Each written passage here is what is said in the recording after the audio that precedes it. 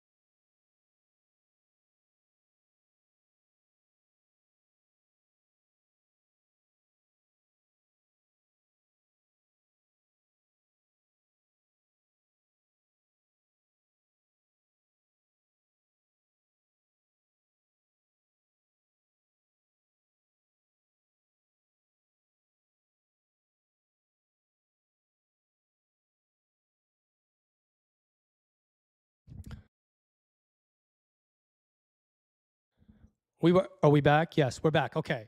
Sounds good. I think we're back. I think we're going to hear it on the live in a second.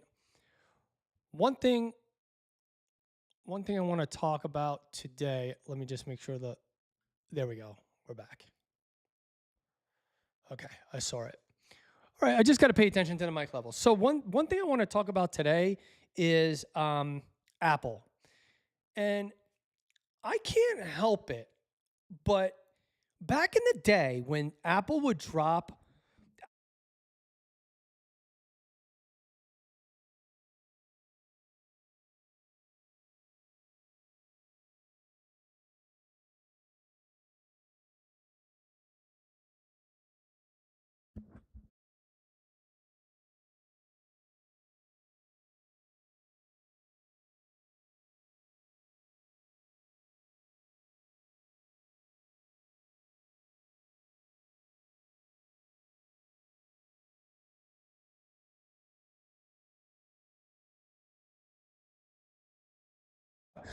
okay, back.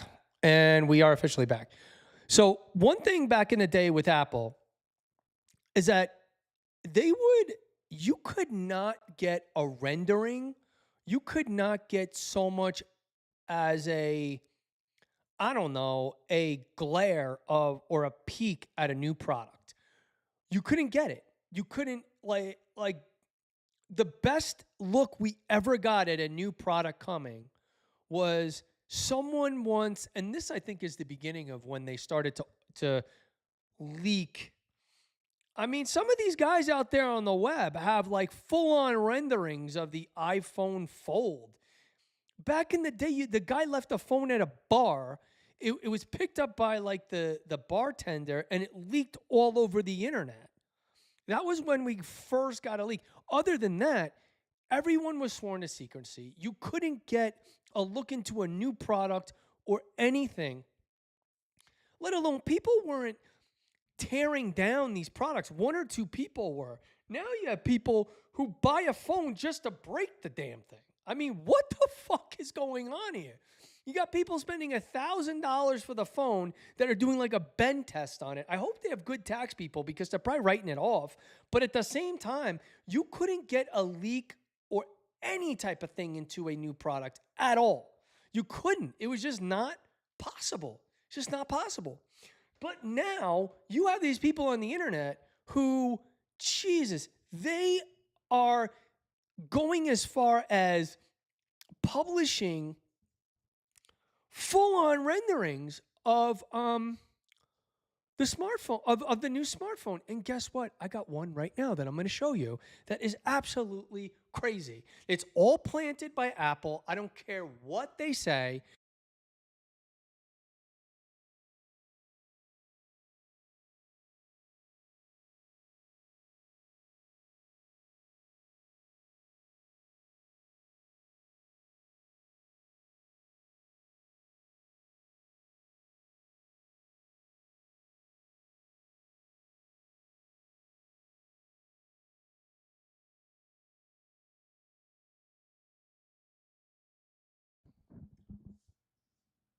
Hello. Okay.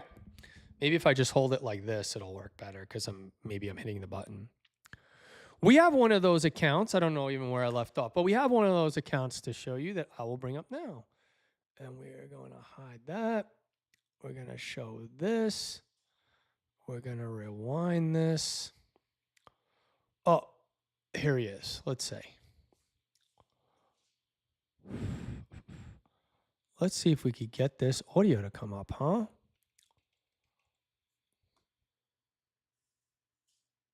Where's this guy's audio? Oh, it's muted. Got it.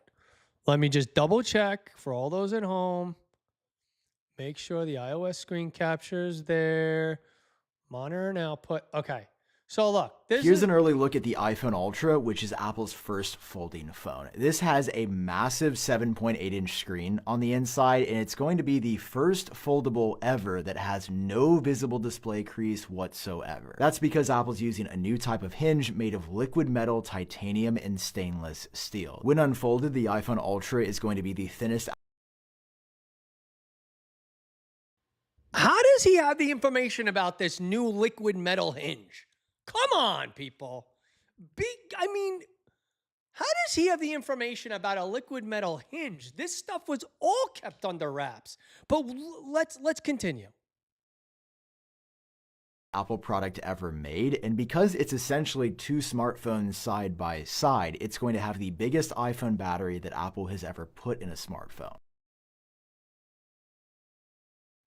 Okay, let's just be real. These renderings, they're not like Sam Cole, God bless him. If he's making these renderings on his own that show the phone and every fucking screw in the damn thing, God bless him. I mean, he's not being paid enough, or maybe he is being paid enough because this is planted by Apple. It has to be. It's very close. They probably all make a series of videos that are very close, and this is one of them. Let's continue. Sam, take it away.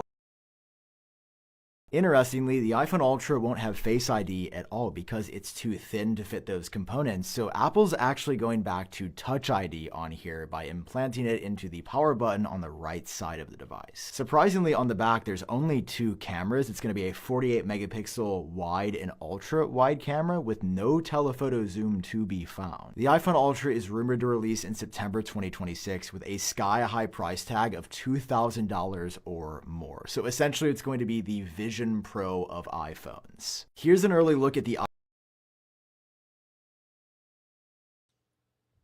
so this is crazy. This guy, Sam Cole, notorious for having all the renderings. He knows everything about the camera. He knows everything. It's crazy. It's just greasing the rails, greasing the wheels of what's going to happen, getting everybody ready. It's all prep. The iPhone Air was just like a precursor to this actual device. I kind of don't mind the Touch ID. I actually prefer it. I mean, all the iPads, he's acting like it's not on the, I don't even know if he said it, but maybe I missed it. He's acting like there's Touch ID is on my iPad. The iPad I have, I don't know which one it is. I'm all confused. Which is a note to Apple. I'm all confused about the iPads. Air, Pro. I know the Pro because the Pro is a 12, the massive one. But come on, I don't even know what's up or down with iPads because essentially it's starting to blur the lines of the MacBook. So who knows? I don't even know if there's lines for the MacBook and the MacBook Pro anymore. I know there's an MacBook Air. It's all blurred. But this guy, Sam Cole, is one of the guys who he is always getting the renderings. He's always getting everything. He has it all. Sam Cole is an official Apple leak. I don't care what anybody says, but he's getting it. He's getting all the info from Apple. They have a series of videos that people that Apple just makes that are really close to the official thing, and that's pretty much it. So, what does everybody else feel? I know no one's live right now in the chat, but please like, subscribe, share, like, subscribe, share. What is your thoughts on all these leaks? And wasn't it better when we had some anticipation into what was happening and what was coming up? I think I fixed the mic problem. I just have to hold it here because I haven't gone out since. Um yeah, so just drop a comment and we'll see what that is, and we'll see what Sam Cole posts in the next few weeks. And I bet you it's going to be something really sophisticated because, as you could see, and I'll take the volume off. I mean, let's fast forward, Sammy. Okay, look, liquid metal. He knows, right?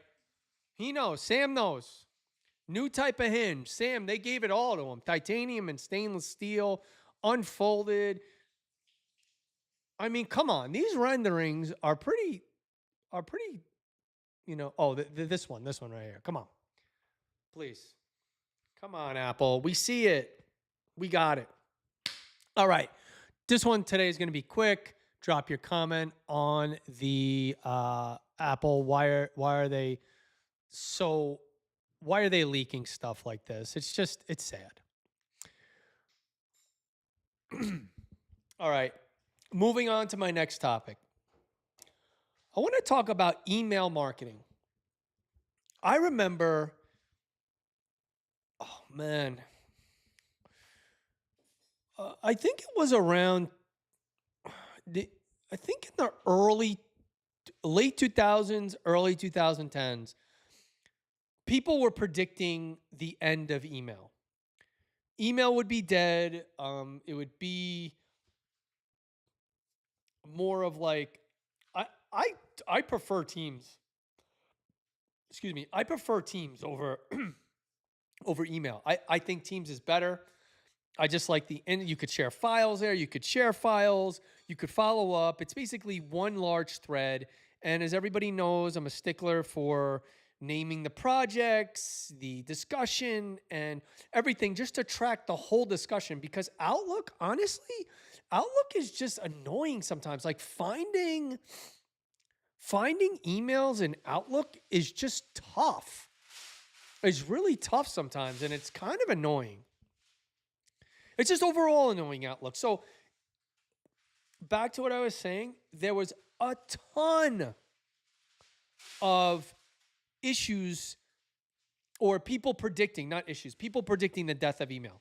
Well, email is just alive and well. It's very much alive.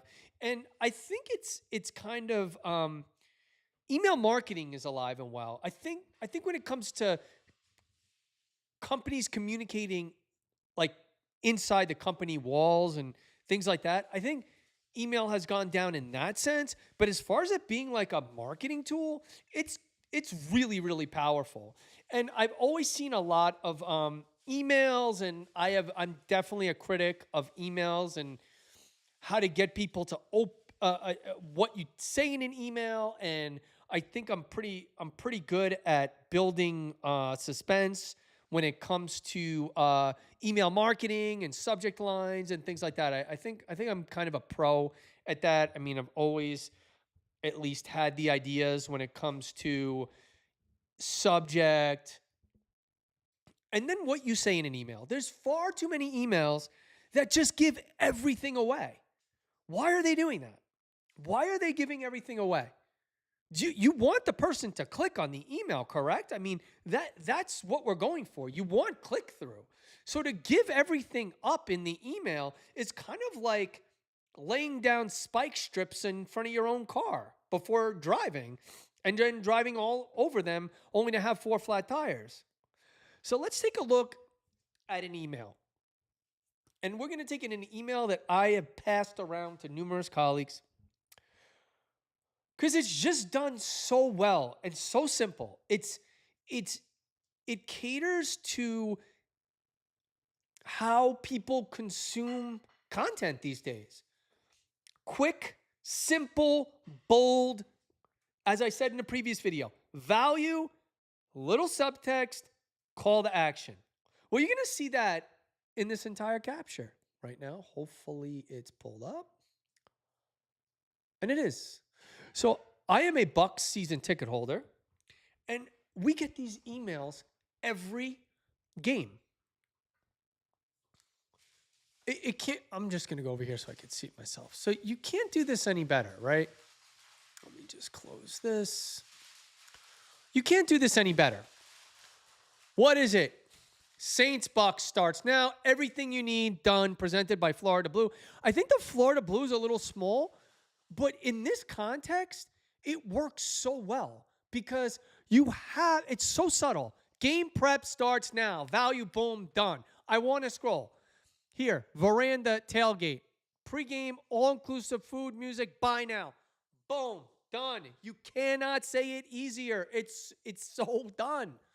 And you see the grid system? Blocks, large block header, block. Here's the parking. Oh my God. Cars, Bucks fans, outdoors, sun, parking. Secure your spot today before prices go up. Boom, buy now, call to action. You cannot do it any better. Express entry, done. Skip the line, enter with facial recognition, done. Know before you go. And look at, I want everyone to pay attention to this. Look at the line spacing for these headers. It's virtually non-existent. Thank you, Bucks design team. Look at the tile system. These are tiles or cards inside the tiles, or you could call them cards or tiles. Register now. Know before you go. Here's a quick rundown. Bucks app, boom. You cannot do email marketing any better. Everything you need is right there. Value, little subtext, call to action. Value, little subtext, call to action. Buy now. Buy now. Register now. Read more. Download. That's it. That's all you need. This is so, people want to complicate everything because they think they're the audience.